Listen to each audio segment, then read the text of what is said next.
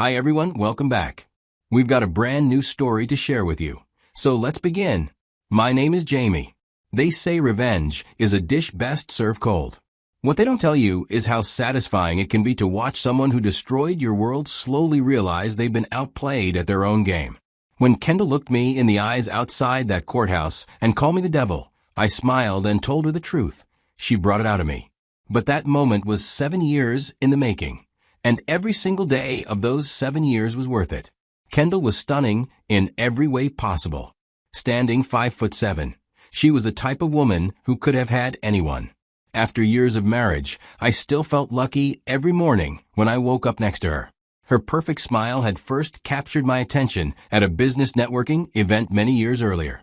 Our earlier life together was everything I'd imagined marriage could be. We had a beautiful 4-bedroom building in one of the most desirable neighborhoods in the city, complete with a 3-car garage. I worked in commercial real estate development, specializing in mixed-use projects that combined retail, office, and residential spaces. The business had been incredibly good to us over the years, particularly during the boom period when everyone wanted to live in walkable communities with upscale amenities.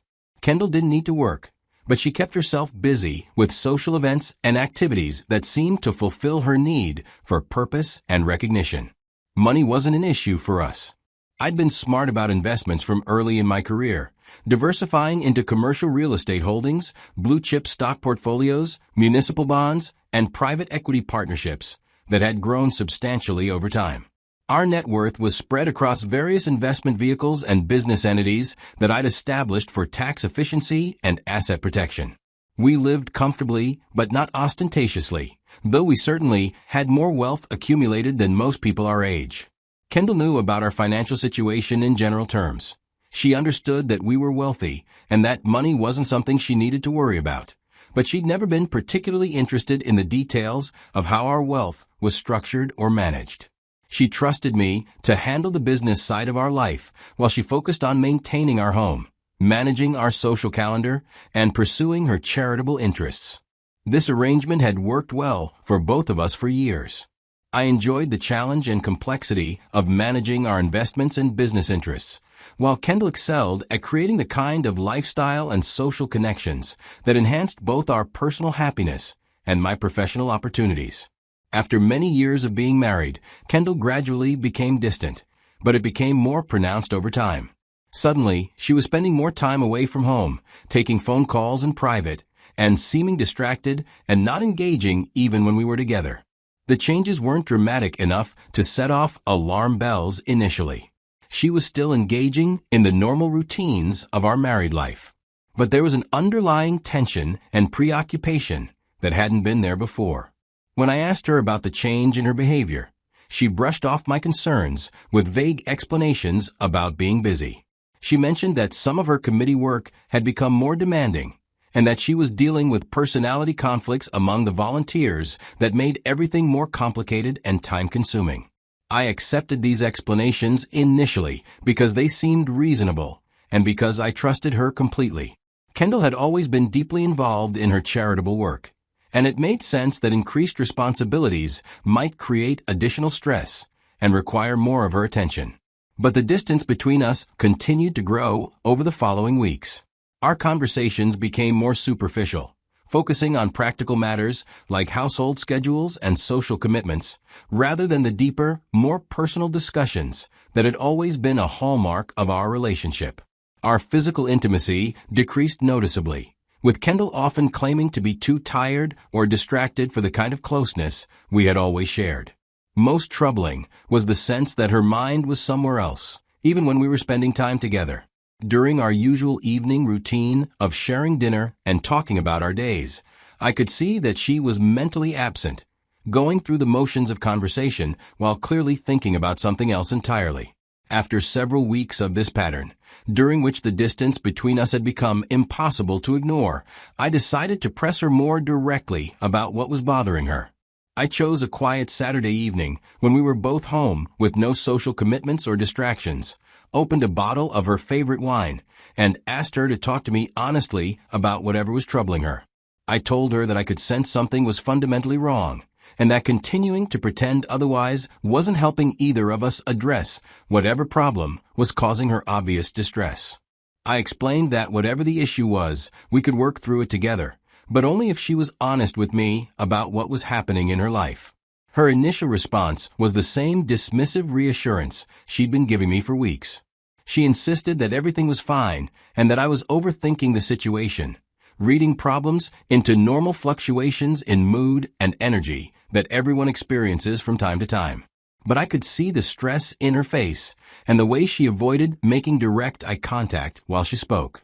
I told her that I knew something was seriously wrong and that I could see what she was trying to hide. That's when she broke down completely into tears as she finally admitted that she had been having an affair. But the confession was only the beginning of a much more complicated and disturbing story that would reveal just how badly she had misjudged both me and the situation she had created. Through her tears, Kendall explained that she had been involved with someone for several months, and that what had started as an emotional connection had developed into a full physical relationship. But the affair had recently taken a dark and dangerous turn that was causing her enormous anxiety and fear. The man she'd been seeing had access to her private, intimate photos of their encounters, and he was now using those images to blackmail her for money and continued access. He had threatened to send the photos to me, to her family, and to the various organization boards she served on if she didn't comply with his escalating demands. She was terrified about what would happen if the photos became public, worried about the impact on both of our reputations and our marriage. The blackmailer had been escalating his demands, asking for larger amounts of money and threatening to send the images to me and others if she didn't comply with his requests. When I asked who the man was, her answer hit me like a physical blow.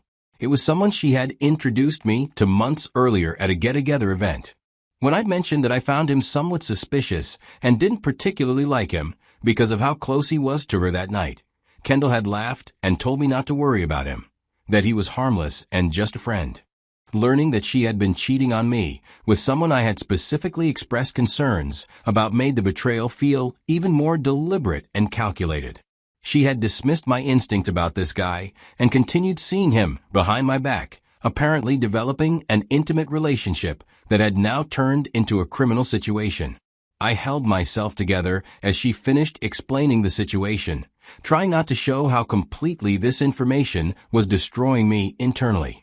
The woman I had loved and trusted had not only been unfaithful, but had gotten herself into a dangerous situation with exactly the kind of person I had warned her to avoid.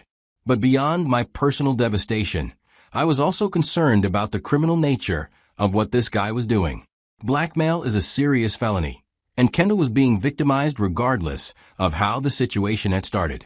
My immediate priority had to be protecting her from further harm, even though she had created the situation through her own choices. I told Kendall that we needed to contact my attorney immediately and involve law enforcement in handling the blackmail scheme.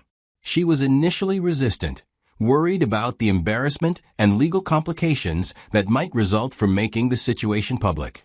But I explained that paying blackmail never makes the problem go away. It only encourages the blackmailer to make additional demands. The only way to stop him was to have him arrested and prosecuted for his crimes. I assured her that we would handle the situation as discreetly as possible while still ensuring that justice was served. My lawyer was experienced in handling sensitive legal matters and understood the importance of discretion in our situation. He coordinated with law enforcement to build a case against the blackmailer using the threatening messages and financial demands that Kendall had received. The police investigation moved quickly once they had the evidence of the blackmail scheme. They were able to obtain warrants for his electronic devices and financial records, which provided additional proof of his criminal activity. The private photos he had taken of Kendall were recovered as evidence, ensuring they wouldn't be used against her in the future. When David was arrested, he initially tried to deny the blackmail allegations, claiming that any money Kendall had given him was voluntary and that their relationship had been consensual. But the evidence against him was overwhelming, including text messages explicitly threatening to release the photos and videos if his demands weren't met. The criminal case proceeded through the court system over several months, with a blackmailer eventually pleading guilty to blackmail charges in exchange for a reduced sentence. The resolution of the legal case meant that Kendall was no longer under threat, but it didn't address the underlying issues in our marriage. After the police had handled the criminal aspects of the situation, Kendall began using every opportunity to ask me to forgive her for the affair. She was clearly terrified that I was going to end our marriage and seemed desperate to rebuild our relationship. I actually did think seriously about divorce during this period. The betrayal had been devastating, and I wasn't sure that I could ever trust her again after what had happened. The affair itself was painful enough, but the fact that she had chosen this guy despite my warnings made it feel like a deliberate rejection of my judgment and concerns. But as I considered my options, I began to think more strategically about the financial implications of an immediate divorce. Our assets had grown significantly over the years of our marriage, and Kendall would be entitled to a substantial portion of our wealth in a divorce settlement. If I filed for divorce while emotions were running high and the affair was fresh, she would likely receive close to half of everything we had built together. That would mean losing millions of dollars to someone who had betrayed our marriage and ignored my explicit concerns about the man she chose to have an affair with. I realized that I could potentially protect more of our assets if I took time to restructure our finances before filing for divorce. It would require careful planning and legal maneuvering, but it might be possible to minimize Kendall's claim on the wealth I had worked so hard to accumulate. The more I thought about this approach, the more appealing it became. Kendall had made her choices without considering the impact on me or our marriage. Why shouldn't I make my choices based on what is best for my financial future? When Kendall suggested that we seek marriage counseling to work through our problems, I agreed immediately. Counseling would serve two purposes. It would give me time to restructure our assets, and it would demonstrate to any future court that I had made good faith efforts to save our marriage. I began masking my pain and anger, presenting myself as a husband who was willing to work through our problems despite the devastating betrayal I had experienced. Kendall seemed relieved and grateful that I wasn't abandoning her during what she characterized as the lowest point in her life. But while I was playing the role of the forgiving husband in counseling sessions and private conversations, I was also working with my attorney and financial advisors to begin the complex process of asset protection and restructuring. The key was to make changes that appeared to be legitimate business and investment decisions rather than obvious attempts to hide assets from a potential divorce settlement. Everything had to be done carefully and legally, with proper documentation and justifiable business reasons. I started by establishing new business entities and investment vehicles that were structured to provide better tax advantages and asset protection. For assets that have Kendall's involvement, I convinced her that these changes were necessary to optimize our financial position and protect our wealth from potential lawsuits or economic downturns. Over the following months, I gradually moved assets into these new structures, always with legitimate business justifications that would stand up to legal scrutiny. Kendall was aware of the general outlines of what I was doing because I presented it as a way to improve our financial situation, but she didn't understand the implications for how assets would be divided in the event of a divorce. The process required getting Kendall to sign various legal documents transferring her interests in certain properties and investments to the new business entities. I presented these signatures as routine administrative tasks required for the restructuring, and she signed them without much scrutiny because she trusted me to handle our financial affairs. One of the most important documents I got her to sign was a power of attorney, giving me broad authority to manage all of our investments and business interests. I explained this as a practical necessity for implementing the restructuring efficiently, and she agreed to sign it without consulting her own attorney. The marriage counseling continued throughout this period, with both of us attending sessions regularly and working through the prescribed exercises for rebuilding trust and communication. Kendall was putting significant effort into the process, clearly hoping that we could repair our relationship and move forward together. She showered me with praise for not leaving her during her darkest hour, expressing gratitude that I was willing to work through our problems rather than abandoning our marriage. She seemed remorseful about the affair and committed to rebuilding the trust she had broken. I watched her efforts and smiled when it seemed appropriate, playing my role as the wounded but forgiving husband. But internally, I was focused on the long-term plan that would protect the assets I had worked so hard to accumulate over the years. The financial restructuring was a complex process that required careful coordination between my attorney, accountant, and investment advisors. Every change had to be documented properly and justified with legitimate business reasons that would withstand legal challenge. Some of the restructuring involved moving assets into business entities where Kendall had no legal interest. Other strategies involved international investment vehicles and offshore structures that provided additional layers of protection. All of these moves were legal and properly documented, but they would significantly complicate any attempt to identify and value marital assets in a divorce proceeding. The entire process took approximately 6 years to complete. During that time, I continued to play the role of the reconciling husband while systematically protecting our wealth from potential division in divorce proceedings. Kendall never suspected what I was really doing because the financial moves all appeared to be legitimate business activities designed to optimize our investment returns and tax situation. She was focused on rebuilding our relationship and seemed genuinely happy that we were working through our problems together. By the time I was confident that all of the asset protection strategies were fully implemented and legally secure, Kendall believed that our marriage had been successfully repaired. She thought we had moved past the affair and rebuilt our relationship on a stronger foundation. That's when I filed for divorce, which came as a complete surprise to her. The papers were served while she was at home, and she called me in a panic, asking what was happening and why I was ending our marriage after years of successful counseling. I calmly explained that I had never actually forgiven her for the affair and that the counseling had been part of my process for deciding how to move forward. I told her that I had concluded our marriage couldn't be repaired and that I was ready to begin the next chapter of my life.